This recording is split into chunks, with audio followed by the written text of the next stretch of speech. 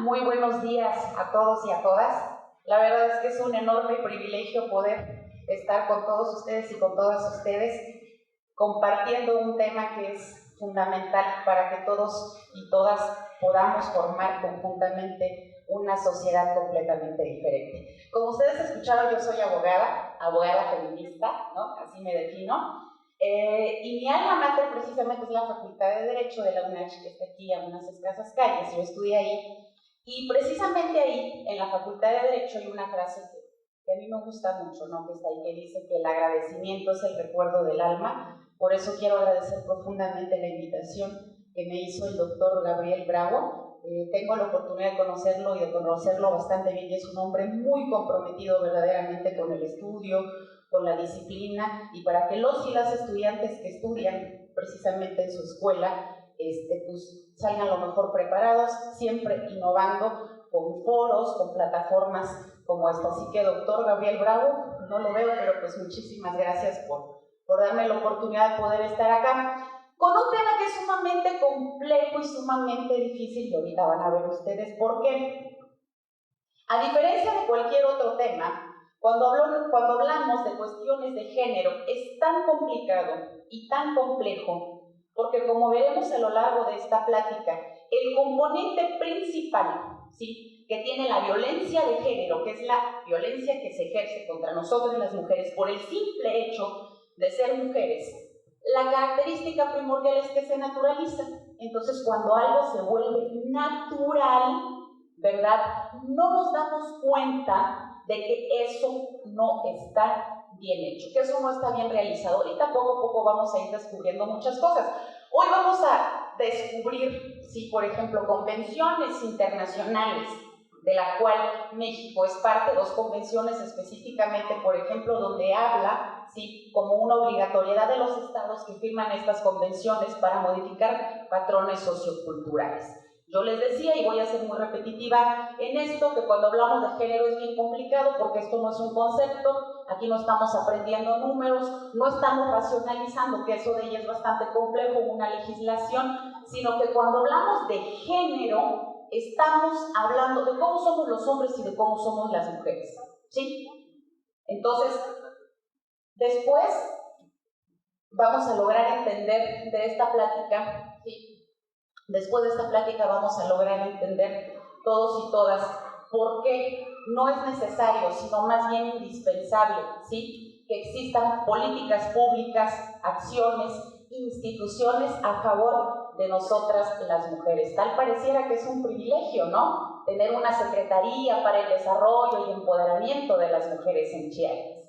Tal pareciera que es hasta discriminatorio tener una ley general de acceso de las mujeres a una vida libre de violencia, ¿no? Tal pareciera que programas federales, ¿no?, como el proyecto del Fondo para Transversalizar la Perspectiva de Género, como PAIMED, Programa de Apoyo a las Instancias de Mujeres en las Entidades Federativas, fueran discriminatorios. ¿Por qué se les dan, ¿sí?, estas cuotas, estos privilegios, estos premios a las mujeres? ¿Por qué sucede, no? Porque realmente, repito, se están haciendo leyes especializadas en esta materia. A ver, si soy abogado o si soy abogada, existe ya un delito, ¿no?, dentro de nuestro Código Penal, como el homicidio, y pues como ¿para qué se tipifica el feminicidio, no? O bueno, que existe el masculinicidio o el homicidio. Entonces, vamos a ver, vamos a ir descubriendo por qué surge toda esta legislación a favor de nosotras las mujeres, como veremos ahorita, como medidas de carácter temporal, como acciones afirmativas. Como ustedes pueden ver ahí en la lámina, dice, ¿qué es sexo? Es el término biológico que caracteriza a la gente como hombre o mujer, de acuerdo con la forma y funciones de su biología. Se nace con estas características y son universales. No tengo mucho tiempo, no tengo demasiado tiempo como para que en cada concepto nos detengamos mucho, pero podemos decir, en conclusión, que cuando estamos hablando de sexo, estamos hablando de ese conjunto de características físicas, repito, conjunto de características físicas que nos diferencian, ¿sí?, a los hombres y a las mujeres, ¿sí? Ese conjunto muy peculiar de características, repito, que tenemos las mujeres y que tienen los hombres. Hay cosas que incluso saltan a golpe de vista, ¿verdad? Las diferencias físicas que tenemos, ¿no?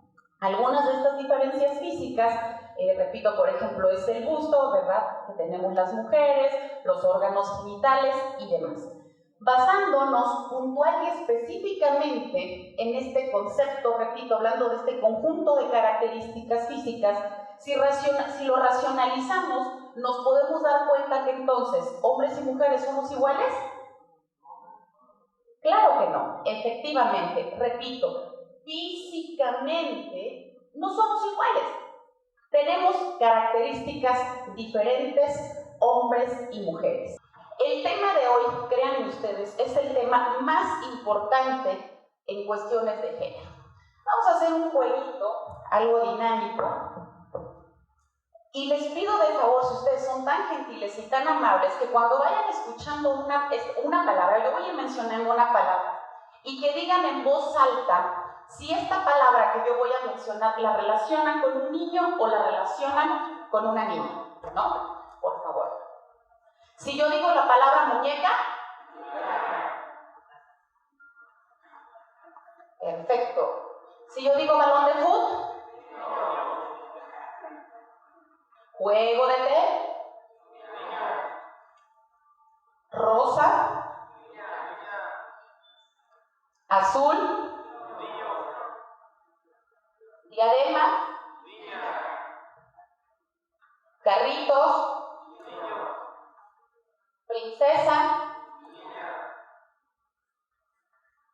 Batman y Hombre Araña. Muchas gracias. Prácticamente casi en automático, ustedes dieron una pronta respuesta acerca precisamente de qué es lo primero que pensaban, ¿no? De este juego de palabras, digámoslo así, en un niño o en una niña. Y evidentemente nos pudiera parecer como hasta muy obvio, muy tonto, pero en realidad ni es obvio y mucho menos es tonto, y mucho menos cuando logramos racionalizar este tipo de cuestiones. Imagínense ustedes cómo la sociedad va marcando el camino, ¿sí? La sociedad va marcando el camino para poder determinar cómo debemos ser las mujeres y cómo deben de ser ustedes los hombres. ¿De qué manera? De la siguiente manera, evidentemente a través de construcciones socioculturales. Esto es género puro, ¿sí? Si yo voy caminando por la calle y de repente me encuentro a mi amigo el doctor Gabriel Bravo, ¿creen ustedes que me preguntaría si yo llevo en las manos a un bebé o a una bebé, él no sabe, si la llevo con una bolsita de color rosa? ¿Ustedes creen que el doctor Gabriel me preguntaría si es un niño o una niña? No, porque evidentemente por un color, ¿sí? Él dice, pues si es rosa, pues seguro es niña, ¿no? Si traigo una colchita blanca o una amarilla, pues seguramente me preguntaría, ¿no? O por ejemplo, si traigo a ese bebé o a esa bebé con una colchita de color verde, pero traigo una diademita o un moñito, evidentemente ni siquiera me preguntaría. Intuye que es una niña. Los colores son muy importantes, ¿sí? Para precisamente poder hacer esa diferencia sociocultural entre hombres y mujeres, ¿sí? A mí normalmente cuando hago talleres sobre este tema de causas estructurales de la violencia de género, normalmente me lleva 3 días, 6 horas por día. Entonces voy a tratar de ser muy breve, no profundizar mucho en muchos temas, sino más bien como dejarlos ahí, porque yo, como les decía, hablar de género es sumamente complicado, y por eso precisamente es mentira que ha habido un desarrollo en las mujeres. Es mentira que verdaderamente las mujeres estamos un paso adelante. Ahorita vamos a analizar juntos y juntas por qué, y con datos estadísticos además. Entonces, bueno, nos vamos a los colores, ¿no? Rosa y celeste. Construcción sociocultural, ¿sí? Una moda que por ahí hay una disputa que vino de Estados Unidos, esa moda de los colores diferenciados, o de Francia. Juguetes diferenciados. Ahorita vimos, como ustedes pudieron ver, esto de la princesa, esto de la muñeca, esto del juego de té. Si vamos a una piñata, creo que para todos y todas quienes estamos aquí sería impensable si un niño cumple 3 años llevarle una muñeca o un juego de té. Si es una niña, sería un regalo como hasta muy lógico, ¿no? Si yo le regalo una muñeca a una niña, ¿para qué la estoy preparando? ¿Quién dijo para ser mamá, para ser madre? Efectivamente. ¿Quiénes de niñas, ojo chicas, quiénes de niñas tuvimos en la muñequita? Y prepárate porque yo voy a ser diputado o senadora y tú vas a ser mi asistente. Voy a ser conferencista y tú me vas a ayudar a cambiar las diapositivas. Yo me acuerdo, por Dios que me acuerdo con qué ilusión me trajo Santa Claus, el buen Santa Claus, me trajo mi nenuco. Me moría de la felicidad, más bien era una nenuca, porque era una nena. Me moría de la felicidad, hasta yo le daba sonido y se hacía pipí, ¿no? Este regalo de la muñeca nos prepara entonces, ¿para qué? Para que nuestro consciente, subconsciente colectivo, las mujeres tengamos esa carga impositiva y obligatoria de la maternidad y del cuidado de los hijos y de las hijas. ¿Y a los hombres se les regalan muñecas? Por eso, evidentemente, con todo este camino a trazar para nosotras y para ustedes, es lógico, ¿no? Digo, lógico no, lo pongo esto ahí entre comillas. Es lógico, ¿sí? Que si tengo 40 años y no soy madre me siento tan frustrada. ¿Por qué? Porque como éxito de vida personalísimo, lo traduzco no en tener una carrera o una profesión, en fin, lo traduzco en una maternidad obligatoria. En fin, juguetes diferenciados. Y el juego de té, como, ¿para qué me lo regalan? Háganlo usando, perdón. ¿Quién dijo ama de casa? Muy bien, efectivamente. Es que mi tío me regaló este jueguito té, pero me lo regaló para que yo sea una gran chef. Juanito. Yo la verdad soy Juanito, estoy muy contento, mi tío me regaló un juego de té y bueno, pues me lo regaló porque como todo hombre, pues también, ¿qué diferencia con las mujeres? Yo también puedo aprender a cocinar. Hagamos un sano ejercicio. Cualquier juguetería, la que quieran, la que gusten. Vayan y échense un ojito. Pero como decían mis maestros y mis maestras de la maestría en Flaxo, en género, pónganse sus lentes de género. Entonces, ¿se acuerdan que yo les dije cuando recién iniciamos? El mayor componente de la violencia de género, que es la violencia que se ejerce contra nosotras por el simple hecho de serlo, que parece que en realidad es un concepto bastante fácil, pero es muy complejo entenderlo, surge desde aquí. Por eso precisamente este tema, yo les decía, es el más importante en cuestiones de género. Yo estoy cansada, pero cansada de ir a ponencias, conferencias, pláticas, talleres sobre temas de género, hablan de la clasificación sexo-género, se brincan todo esto y luego empiezan, la Convención Interamericana para Prevenir y Erradicar la Violencia contra la Mujer dice tal cosa. ¡No! ¿Qué es lo que debemos de hacer en una plataforma como esta? Hablar de este tipo de cuestiones, de que racionalicemos juntos y juntas de qué manera tan misógina, tan patriarcal está construida nuestra sociedad, completamente machista. Pero claro que sí. Se naturaliza, ¿no? El rosa, el celeste, juguetes diferenciados. No, lo tercero que viene, de verdad, mi cabello es así, natural colocho, pero se me alacia y se me vuelve a encolochar de verdad cuando toco este tema porque es tan... O sea, nos pone en una condición de sumisión y de subordinación a nosotras las mujeres. Este tipo de cuestiones de, soy princesa, así que si tienen hijas, sobrinas y demás, nunca vuelvan a decirles princesas, mejor reinas, ¿no? ¿Por qué? Sobre todo las chicas van a saber esto, que también seguro saben los chicos. ¿En qué terminan, sin excepción, todas las caricaturas de princesa? Los chicos muy acertados en que se casan, ¿en qué? Sí, por favor, viven felices para siempre, ¿verdad? Y hasta como la Fiona, ¿no? Entre comillas, en el parámetro de belleza hasta se convierte en una dragona, o dinosaurio, no sé qué. Pero por amor a él, ¿no? Bueno. Este tipo de películas, ¿quiénes las vemos? ¿Hombres o mujeres? ¿Quiénes ven películas de princesas? Normalmente las mujeres. Bueno, por ahí levantó la mano un chico también. Hombres, sí, digo, qué bueno, ¿no? Pero evidentemente van dirigidas para nosotras. Ojo, todo, absolutamente tiene un hilo conductor. Platicaba con el rector Bravo hace rato y yo le decía que ahorita más adelante voy a tocar un tema que nunca lo he tocado y digo, ay, vamos a ver cómo, espero que a la gente le guste verdaderamente, porque es un tema bien complejo y bien de acá. Pero bueno, ahorita vamos para allá. Todo tiene un hilo conductor. En castellano tenemos una grandiosidad, como diría el maestro Gabriel García Márquez, tenemos una grandiosidad, ¿no? Nuestro idioma castellano. Bueno, buena, malo, mala, tierno, tierna, cariñoso, cariñosa. Las mujeres esperamos a un príncipe ¿de qué color? Ah, caray, no a uno verde, amarillo, no. ¿A un príncipe de qué color? ¿Y los chicos esperan una princesa rosa o rosada? Claro que no. Porque evidentemente la formación sociocultural de ellos, al regalarles carritos, al regalarles muñequitos, al regalarles luchadores y al darles todo este tipo de regalos, los preparan a ellos pues para otras cosas. Por eso precisamente no las esperan, porque están preparados desde pequeñitos para otra cosa. Incluso yo lo he comentado con amigas, colegas feministas, yo les decía, incluso hasta para antes de nacer. A ver, Leti, como el famoso baby shower. Si a ti una amiga te dice, acompáñame a un baby shower, y tú vas, y tú afuera de la casa ves que hay globos blancos con rosas, ¿qué intuyes que va a ser?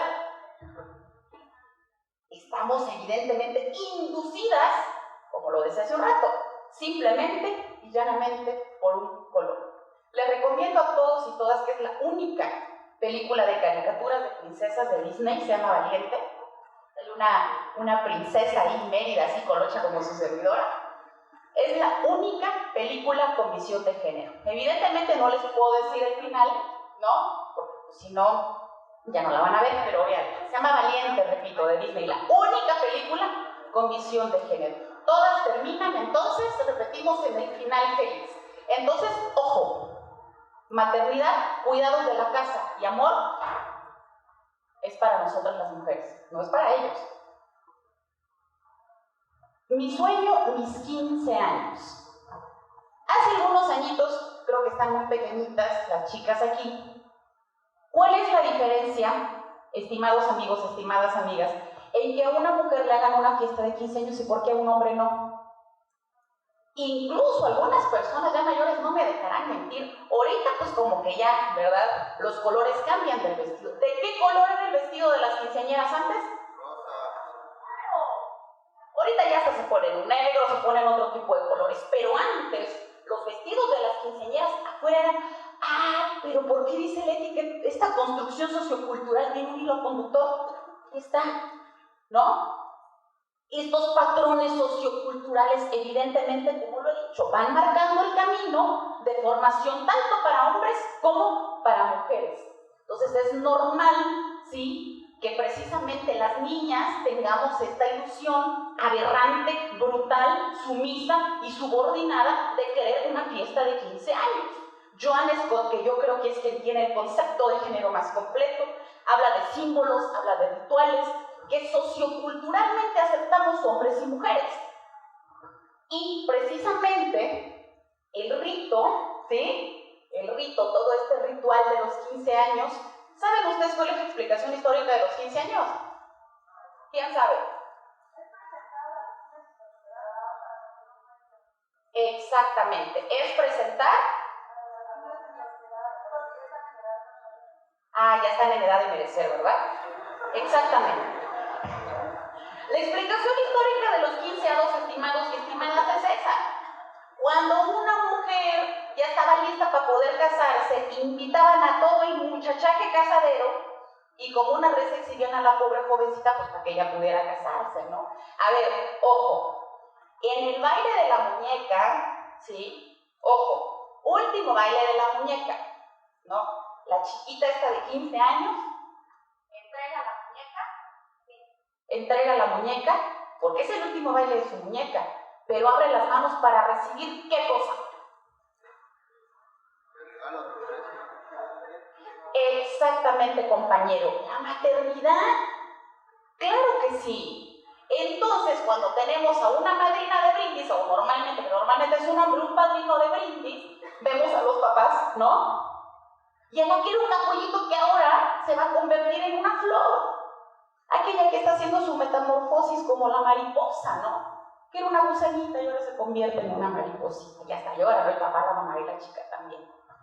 Todo esto que John Scott llama ritos y rituales en temas de género, símbolos, pues que se van haciendo parte de nosotros y de nosotras, van robusteciendo el carácter de sumisión y de subordinación de nosotras. Pensemos y racionalicemos. Yo no puedo entrar en honduras de muchas cosas. ¿Por qué hay empleadas domésticas en su mayoría? ¿Por qué no hay empleados domésticos? Sí hay jardineros, carpinteros, electricistas. ¿Por qué? Bueno, nos vamos entonces con la boda. Como dicen aquí en nuestra tierra, ¿verdad? Quienes somos de Chiapas. ¿Qué horma tienen los vestidos de una boda? De una, que es el vestido de una princesa. Pero evidentemente aquí el color cambia, ¿no? Que es blanco. ¿Pero por qué deja de ser rosa? Porque evidentemente no está hablando de la pureza de su espíritu, de su ser o de su alma. Está hablando de una pureza de castidad sexual, ¿no? Cuando nos casamos, repito, toda esta serie que naturalizamos, ay, es que va a venir Eduardo. Ay, Eduardo, hoy en la noche a pedir mi mano. Porque un hombre le pide una mano a una mujer, a la familia, y hacemos todo un ritual, como dice John Scott. ¿Por qué? Echarle cabeza. ¿Por qué simbólicamente nos entregan ellos a nosotras un anillo de compromiso? Qué curioso, nosotras no lo damos, el anillo de compromiso, ¿verdad? Ya me ventané solita, ¿verdad? No damos el anillo de compromiso, ¿no? ¿Por qué? Porque, ojo, en el consciente, subconsciente colectivo, el compromiso, el sentido de posesión, propiedad, es de allá para acá, no de acá para allá. En la Revolución Francesa incluso, ¿ustedes saben cuáles son los antecedentes de los anillos? ¿Saben cuáles son? Los grilletes. Los grilletes, ¿por qué creen que después, como estas pulseritas que tenemos, que también les llamamos pulseritas, se llaman esclavas? Y después surge el anillo, como símbolo de posesión, propiedad y demás. Otro temita que a mí me encanta. Imagínense que yo hago, yo soy soltera, imagínense que yo hago el enorme esfuerzo de casarme con un chico que creo que ustedes conocen, así boludo, todo frito como William Levy, ¿no? Hago el enorme sacrificio y decido casarme con él. Si estamos en una sociedad justa, igualitaria, equitativa, ¿por qué soy Leticia Darwich de Levy? ¿Y por qué él no es William Levy de Darwich?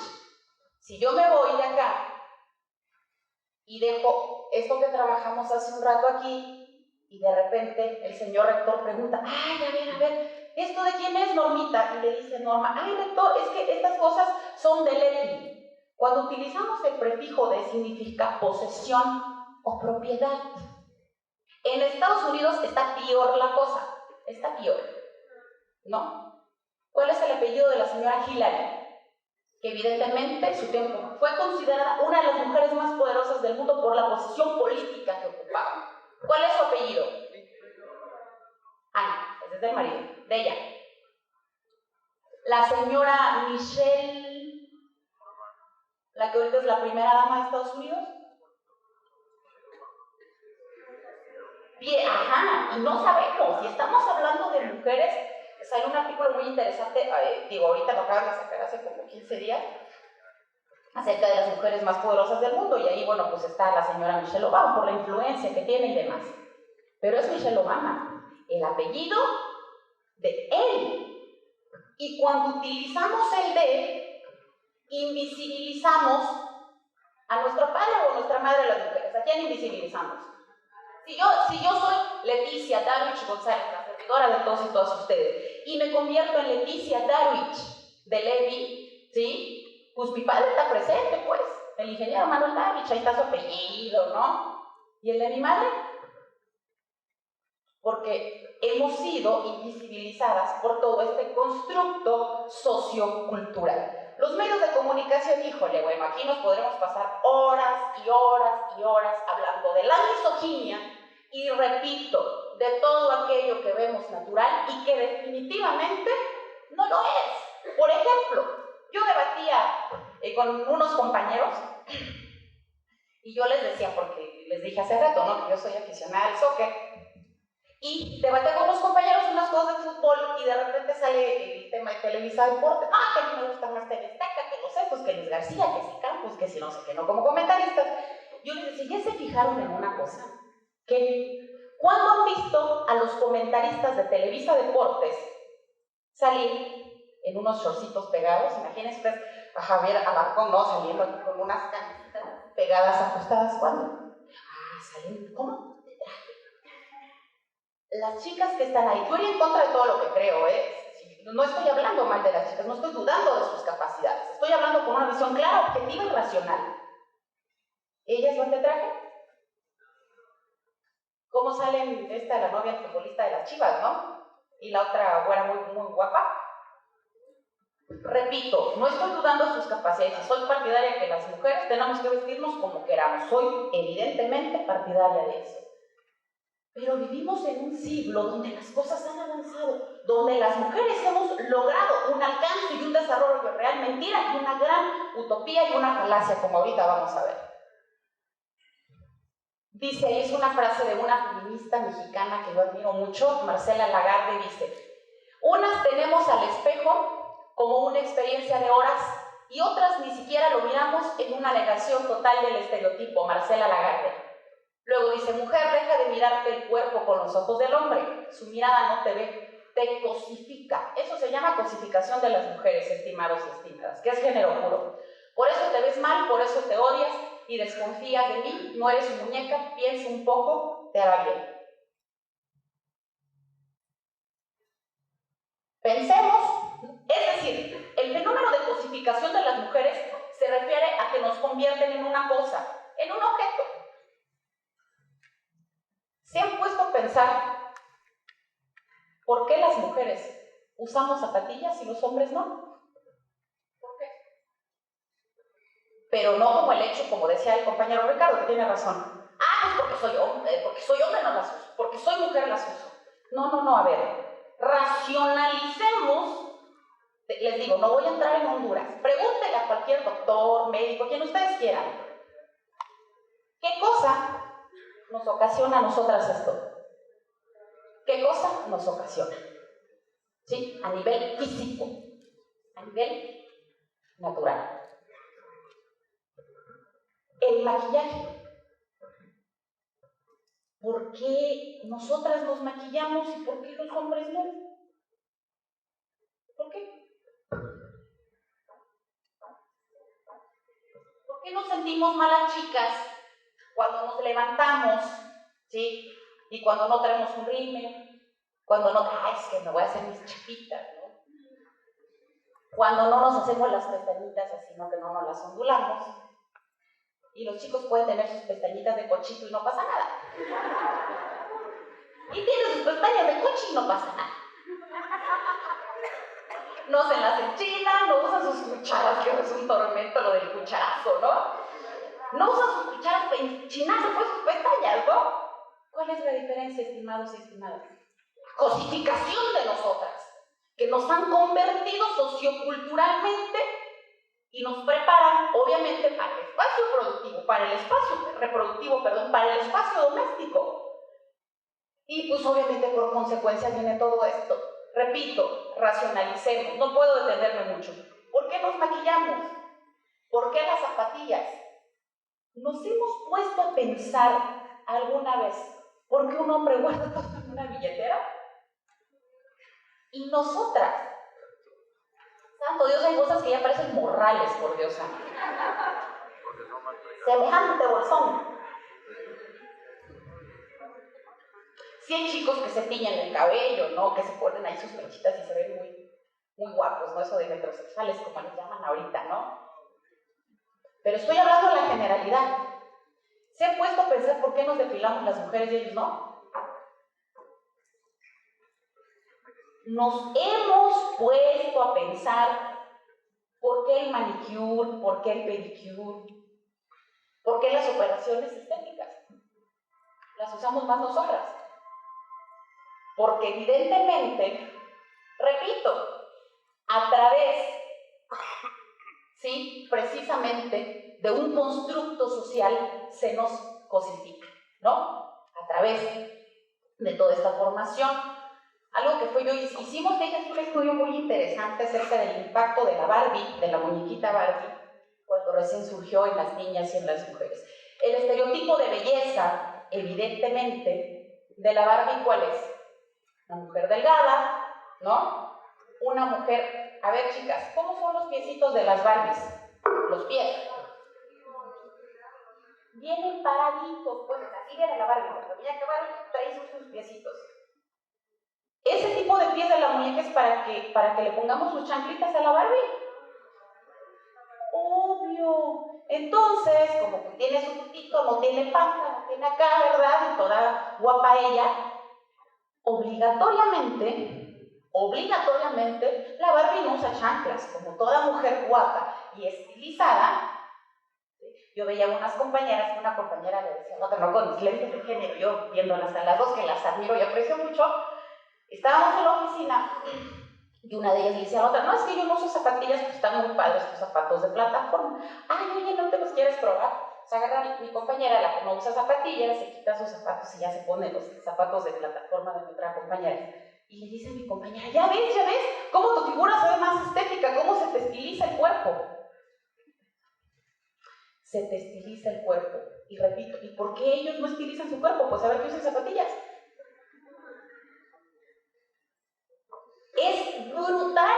Yo cuando recién vine a trabajar a San Cristóbal, y lo confieso, usaba zapatillas todo el tiempo. Hice un sano ejercicio conmigo misma, porque aquí en las calles de San Cristóbal, caminar con zapatillas está duro, ¿no? Está duro. Entonces dije, a ver, Leche, vas a dejar de usar zapatillas por un mes. Les doy mi palabra que durante un mes dejé de usar zapatillas, porque fue un trabajo, un experimento, digamos, que yo hice conmigo misma. Y debo confesar que me sentía tan insegura. O sea, como que algo me faltaba, o sea, como que no me sentía tan bien como cuando me sentí un poquito más alta, ¿no? Por eso precisamente muchos amigos y amigas me preguntan, oye, Leti, ¿por qué todas las feministas, no? O son hippies, o visten de manta, o no se maquillan, son desarregladas. Porque evidentemente cuando tú empiezas a racionalizar todo este tipo de cuestiones que te llevan toda la vida, ¿no? No es de, conozco de género, tengo una maestría, 2 diplomados, ya, o sea, soy una mujer feminista, empoderada. No, eso evidentemente nos dura toda la vida. Imagínense ustedes descodificar todos esos códigos. O sea, evidentemente, dice, las mujeres aprendemos a decir y a sentir no cómo me siento, sino cómo me veo. Mujer colonizada, a lo mejor no pueden ver mucho ahí, pero dice la Santa María, la Niña y la Pinta, ¿no? Entonces, a ver, ahí dice, bueno, aquí donde está su órgano sexual dice, no gozarás, no abortarás, bueno, habla sobre el maquillaje, aquí en el corazón dice por mi grandísima culpa. Lo que yo les decía, lo de la niña, ¿no? Lo de los juguetes diferenciados, y luego, ¿no? La chica adelgaza, ¿no? Luego ella dice, hacete las uñas. ¿Se han puesto a pensar? Es que de verdad, a mí cuando me ha tocado todo este proceso me ha confundido tanto y me sigue confundiendo. Sí, uñas. ¿Por qué usamos uñas las mujeres? O sea, yo admiro, por ejemplo, a mi hermana porque luego se pone unas uñas desde cambio. Una vez en mi vida me las puse, me las tiré y no me las he vuelto a poner. Y me las puse pequeñitas, pero bueno. ¿Por qué de verdad hacemos esa brutalidad con nuestro cuerpo, no? O sea, ¿por qué lo hacemos?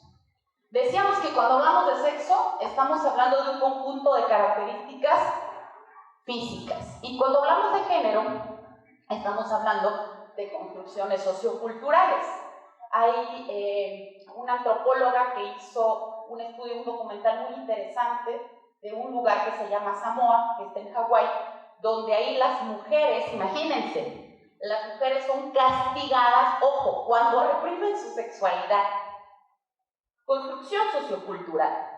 Entonces, el género, la grandeza que tiene el género, que por eso yo platicaba con el doctor Bravo y yo le decía, la grandeza de todo esto es que evidentemente podemos incidir, ¿sí?, en cambiar de acá. Por eso yo les decía, por eso pues es tan complicado, porque es una cuestión de formación, derecho, conjunto de normas jurídicas que rigen los habitantes de una sociedad que tiene como objetivo el bien común o el bienestar común. Te lo aprendes y no pasa nada, y como perico, ¿no? El artículo 400 del Código Civil dice, pero cuando estamos hablando de género, estamos hablando de conductas humanas, de transformar y de interiorizar y de introyectar precisamente la deconstrucción, ¿sí?, de estos aberrantes patrones socioculturales. Nos vamos ahora con algo muy interesante. Bueno, como ven ahí dice sexo, no cambia. Digo, estamos hablando en la generalidad. Y el género, pues ya vimos ahí que puede cambiar. Roles de género son los conjuntos de papeles, funciones y expectativas establecidas para mujeres y hombres que marcan la diferencia respecto a cómo ser, qué hacer, cómo sentir y cómo actuar genéricamente. Elena Poniatowska acaba de recibir el premio Cervantes hace poco. En un discurso maravilloso, desde mi punto de vista, muy emblemático por todo lo que está pasando en el mundo, ella dio un dato de género muy valioso. Ella dijo que 33 personas han recibido ese premio, de las cuales, ¿saben cuántas mujeres lo han recibido? 4 mujeres. Ella era la 4ª mujer en recibir el Cervantes. Son datitos que hay, pero qué desigualdad. En todos los niveles, en todos los sentidos y demás. A ver, ahora sí, como dice mi señor padre, ¿verdad? Con los pelos de la burra en la mano. El problema es que evidentemente no se visibilizaban las diferencias que había entre hombres y mujeres, que eso se llama ahora brechas o sesgos de género, porque a hombres y a mujeres nos metían en el mismo costal, ¿no? Por ejemplo, se hablaba de pobreza en México. No teníamos indicadores de género, es decir, información desagregada por sexo, ¿no? A ver, si hablamos de pobreza, dime, ¿cuántos hombres pobres hay en México y cuántas mujeres pobres hay? Entonces, repito, hablábamos de manera general de pobreza en México, pero no teníamos datos estadísticos que nos permitieran poder visibilizar esas diferencias. Hablamos de hombres, ¿verdad? Porque el lenguaje es importante. Marcela Lagarde dice que si utilizamos el lenguaje sexista, no incluyente, ¿sí?, evidentemente eso se llama subsumisión, así lo llama ella. Ay, pero mis amigos, mis amigas, mi familia, Leti, qué exagerada, porque siempre abogados, abogadas, arquitectos, arquitectas, y a mí me cuesta horrores aún a la fecha. Claro que me cuesta, porque mi esquema mental evidentemente está programado para eso, para invisibilizar a las mujeres. Ay, es que el lenguaje no es importante. Claro que es importante, porque el lenguaje es una consecuencia de estos patrones socioculturales, lo que decíamos en castellano: tierno, tierna, cariñoso, cariñosa, príncipe azul. Ah, no, pero para ellos no hay princesas rosas o rosadas. Que ahorita vamos a entrar a hablar, por ejemplo, de esa palabra misógina, que para mí, desde mi punto de vista, es la palabra que de verdad más ha hecho daño al reconocimiento y pleno ejercicio de los derechos de las mujeres, la palabra puta. Pero ahorita vamos para allá, ahorita vamos para allá.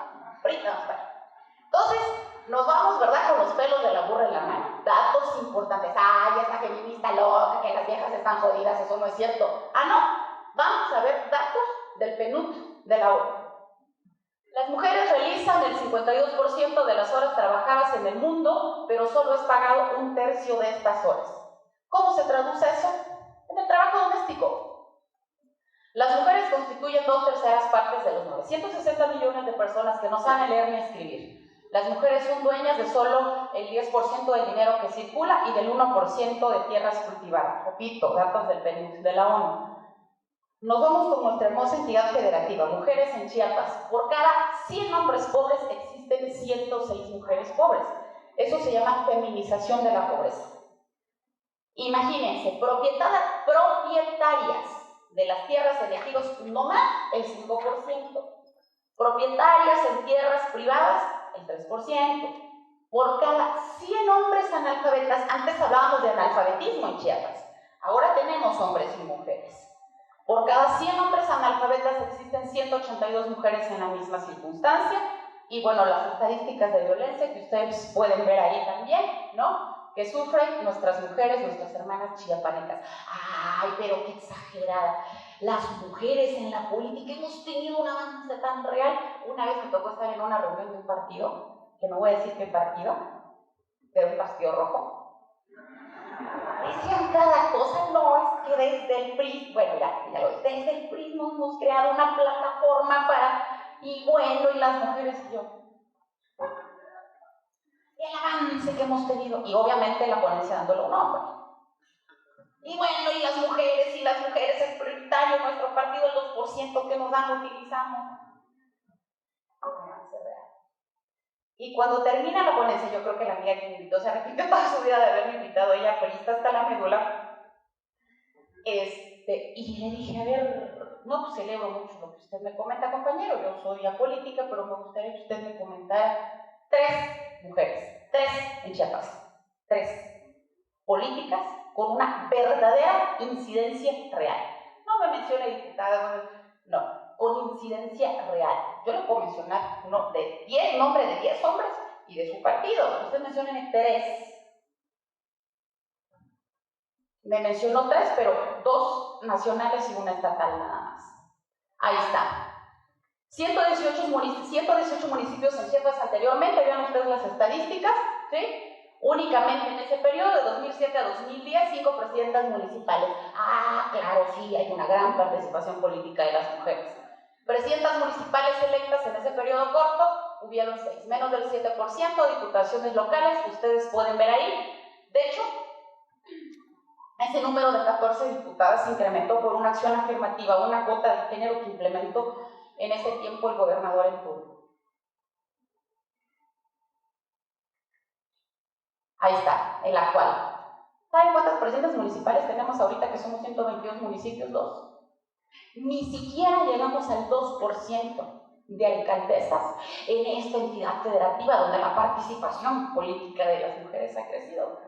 ¿Cuántas gobernadoras hay en México?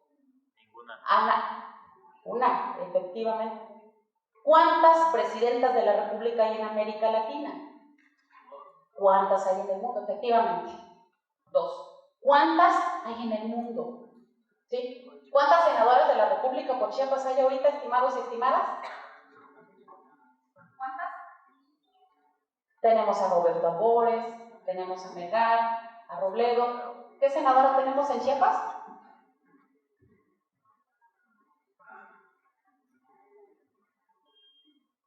Ahorita que visibilizamos que en todos los campos, que en todos los niveles y demás, existen esto que yo les decía que se llaman brechas o sesgos de género, vamos a encontrar la explicación del por qué se tienen que crear políticas públicas, acciones, instituciones a favor de nosotras las mujeres. ¿Por qué tiene que ser de esta manera? La Convención para la Eliminación de todas las formas de discriminación contra la mujer, CEDAW, conocido así por sus siglas en inglés, y la Convención para eliminar, sancionar y erradicar la violencia hacia las mujeres, Belém do Pará, nació en Brasil porque ahí se signó este documento, determinan y mencionan algo que se llaman acciones afirmativas o medidas de carácter temporal. Como ustedes pueden ver ahí, son normas legales, decisiones judiciales, políticas públicas o directrices que buscan acelerar la igualdad sustantiva o de facto, pero que no modifica la orientación de la política principal. Medidas de carácter temporal para equilibrar las condiciones entre hombres y mujeres. La otra es como más compleja, no más ahí. Medidas de carácter, no dice que sean definitivas, dice que son medidas de carácter temporal. Hay algo que se llama barreras arquitectónicas en temas de género. Se han puesto a pensar por qué. Hasta hace 5 años, que creo que Cinépolis fue el primero que implementó que en sus baños hubieran tablas cambiadoras de pañales. Si solo hay tablas cambiadoras de pañales en los baños de mujeres y no en el de hombres, ¿es por qué? ¿De la obligación es de quién? De la mujer. Y un hombre que trabaja todo el día y regresa a las 2 de la mañana de tanto trabajo es un hombre respetable, es un hombre valorable chambeadores, ¿no? Pero si una mujer regresa a trabajar a su casa de las 2 de la mañana, es una maldita bruja porque deja a sus hijos y a sus hijas solas. Hay que desnaturalizar aquello que no es biológico. No traemos, ¿sí?, en la cabeza todo este tipo de cuestiones. Evidentemente, como lo hemos estado diciendo, son construcciones socioculturales, ¿no? Si tienen ustedes la oportunidad, en realidad son convenciones muy pequeñitas, muy digeribles de leer. Chéquense lo que dice la Convención sobre la Eliminación de todas las formas de discriminación contra la mujer, CEDAW. Artículo 5. Esa es la grandiosidad de estas dos convenciones. Los Estados partes tomarán todas las medidas apropiadas y, dice, para modificar los patrones socioculturales de conducta de hombres y mujeres, con miras a alcanzar la eliminación de los prejuicios, prácticas consuetudinarias y, en fin, lo que ustedes pueden leer ahí, ¿no? Garantizar que la educación familiar incluye una comprensión adecuada de la maternidad como función social y el reconocimiento de la responsabilidad común de hombres y mujeres en cuanto a la educación y el desarrollo de sus hijos o hijas, ¿sí? ¿Qué es lo que pasa? Que es una trampa muy común, como yo les decía, cuando hablamos, no, es que las mujeres hemos logrado un gran avance, y tan lo hemos logrado que ahora estudiamos más, ¿no? Ahora trabajamos las mujeres, antes estábamos en el ámbito doméstico, pues ahora está peor la cosa. ¿Y por qué? Marcela Lagarde dice que las mujeres vivimos algo que se llama sincretismo de género. Sincretismo es mezcla. Somos mujeres modernas porque estudiamos y porque trabajamos, pero mujeres contemporáneas, conservadoras, ¿en qué sentido? En el sentido del amor, en el sentido de la maternidad, en el sentido del cuidado de los hijos y de las hijas. ¿Sabían ustedes que las estadísticas demuestran que cuando hay enfermos o enfermas en casa, ¿sí?, en un 95% son las mujeres quienes cuidan a esas personas? Cuidados del hogar, ¿no? ¿Cuántos de ustedes, que ya son padres de familia aquí, se preocupan por llegar a casa para comer con su hijo o para convivir con él o para... No nomás los fines de semana para ser buen padre y llevarlo al cine, no, de preocuparse verdaderamente por su desarrollo físico, intelectual, de convivencia y demás. ¿Sí? Repito, tenemos todo esto tan naturalizado, ¿sí? Pero si no desmembramos ni siquiera qué son patrones socioculturales, o pensamos que dándole créditos a las mujeres, que son acciones afirmativas importantes, pero si no van acompañadas, ¿sí?, de acciones reales de empoderamiento, no sirven de nada. Aquí no sirven créditos a las mujeres, no sirven despensas, no sirven clases de TIF, ¿sí?, que les dan repostería, panadería y todo eso. ¿Por qué? Porque no cambian ni la posición ni la condición de las mujeres. Las causas estructurales de la violencia de género, estimados y estimadas, son estas. No es un problema el feminicidio. O sea, no es un problema el analfabetismo en las mujeres. El problema real son las causas estructurales de la violencia de género, aquello que lo ocasiona. Estas son las manzanas, son los frutos, las raíces verdaderamente, repito, de todo este sistema androcéntrico, patriarcal, misógino y machista, se debe precisamente a este tipo de cuestiones. ¿Sí? Y chequen ustedes lo que nos dice esta otra ley, y con esto vamos a concluir, permítanme. Dice, modificar los patrones socioculturales de conducta, volvemos a lo mismo, ¿sí? Modificar los patrones socioculturales de conducta de hombres y mujeres, repito, con que ustedes pongan ahí, ¿sí?, en el buscador CEDAW o Belén do Pará, evidentemente salen estas convenciones allá en internet, ¿no? Entonces, bueno, en 2011 se dio una importante reforma a nivel constitucional, como ustedes saben, y bueno, pues en el artículo primero, digamos, que se encuentra muy debatido, ¿no?, acerca de si precisamente este segundo párrafo del primero constitucional establece al mismo nivel los tratados internacionales, incluso los pone encima, porque evidentemente la Constitución establece ahí que en lo que se trate a derechos humanos, evidentemente se va a tomar en cuenta lo que otorgue a los ciudadanos y ciudadanas una mayor protección de los mismos, ¿no? Entonces, la pone al nivel de la Constitución, a los tratados, convenciones internacionales o con superioridad. Lo importante es que está ahí y es un arma valiosísima, ¿sí? CEDAW y Belém do Pará, como la Ley General de Acceso, como la Ley de Igualdad, son leyes que se deben de estudiar, repito, con una visión de género y que permitan y que logren verdaderamente, ¿sí?, lo que yo creo que tanto ansiamos, ¿sí?, una igualdad real con acciones afirmativas que desaparezcan, porque evidentemente es lo que queremos, que estas acciones, estas medidas de carácter temporal desaparezcan. Me pongo a sus órdenes, ahí está mi Facebook, mi correo electrónico, yo siempre trato de estar ahí poniendo datos, estadísticas, cuestiones acerca de género. Y bueno, pues cierro mi participación agradeciendo la atención a todos y a todas ustedes y con un mensaje de todo corazón, sincero y sobre todo muy sororario, que viene de sororidad, que es el amor o el hermanamiento que debe existir entre las mujeres. Es que he llegado definitivamente a la conclusión de que debemos de ser mujeres, que debemos de ser adolescentes y niñas bien, pero niñas bien preparadas, bien informadas y con conciencia de género. Muchas gracias.